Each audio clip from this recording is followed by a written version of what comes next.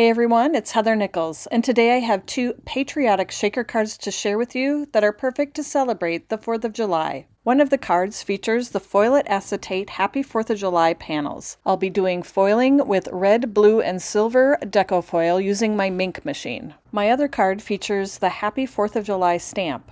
I'll be stamping this in multiple colors using Sugar Cube, Cherry Pop, and Blueberry ink. For dies, I'm using Little Bit Stars, the Raise Pearson cut plate, the A2 thin frame cutting plate, and the Stitched Frame Stacklets 1 die collection. For shaker filling, I'm using Bits and Pieces Stars and Sparkles, Bits and Pieces Clay Stars, and Bits and Pieces Sparkly Stars. To add splatters, I have Copic Opaque White ink, Chocolate Truffle liquid watercolor, and a water brush. For adhesives, I have sticky sheets, foam sticky strips, and multimedia matte. Not shown are the A2 Infinity shaker panels. Let's start off by foiling the acetate panel with the Happy 4th of July, and I want to do this in multiple colors. So I'm going to take the Deco foil and cut it into strips so that I can have red, white, and blue. So red will go across Happy, the silver will be my white for the across the 4th of, and then blue will be July. Once the pieces are cut to size, I'm laying them on top of the acetate panel pretty side up so the metallic side is up, and then I'll set that into the carrier sheet and send that through my Minc machine. I have my Minc machine set at a 3 for this project. You don't want your machine to be too hot when you're working with acetate. Once your panel has gone through your Minc machine, you can peel off the Deco foil pieces to reveal that multicolored foiled design. Now let's stamp the Happy 4th of July stamp in multiple colors, and I'll be stamping on Toffee cardstock for this next card. I'm centering the stamp using the Misty grid paper, and there's a guide for A2 cards, and so I'm just centering that stamp in there and then closing the lid of the Misty to pick up the stamp. I'll adjust the stamp as I need to make sure that it's stamping straight on my cardstock.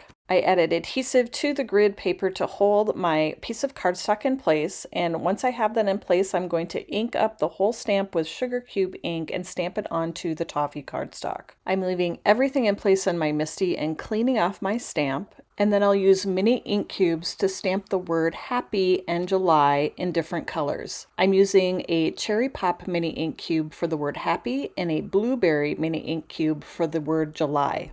Stamping the colors on top of a layer of Sugar Cube ink will help the colors pop just a little bit more on the Toffee cardstock.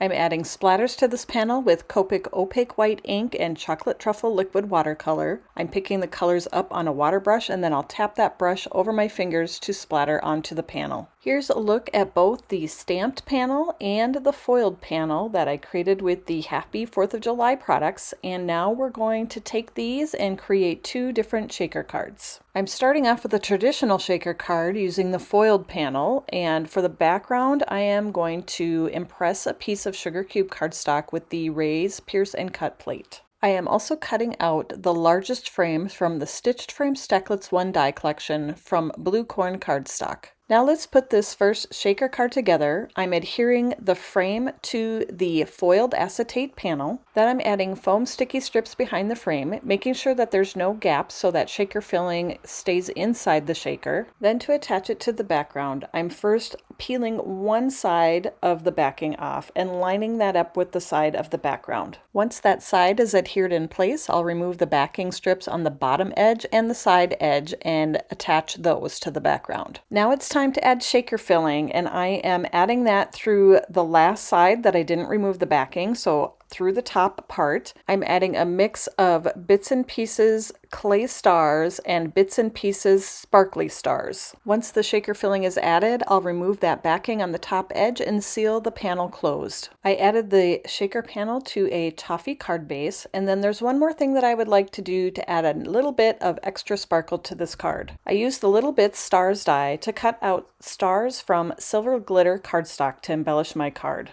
I scattered the stars down the card design and then used multimedia matte to adhere them to the front of the shaker card.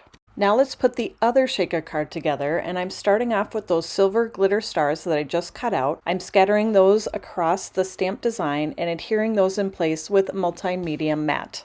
This second card is going to be an infinity shaker card, and so I am using sticky sheets that I cut a 1/4 inch wide. You could also use a sticky tape that's a 1/4 inch wide, but I just cut up some of a sticky sheet, and I'm adhering the strips to the back side of my stamped panel. Once I have adhesive on all 4 sides, I'm going to lay the panel face down in an A2 infinity shaker panel. I pulled the paper backing off of the bottom edge of the stamped panel, and then I'll fold up the bottom tab of the shaker panel using a bone folder to crease everything and adhere everything in place. I'll repeat this process to adhere down the sides. While the top is still open on the card, I'll add the shaker filling. I'm adding a mix of bits and pieces clay stars and bits and pieces stars and sparkles. Once the shaker filling is added, I'll close it up by folding down that last tab on the top edge and securing it into place. Okay, let's put this second shaker card together. I am taking a frame that I cut out with the A2 thin frame cutting plate, and I'm adhering that to the front of the infinity shaker panel. The frame already has adhesive on the back that I added with a 1/8 inch wide sticky tape.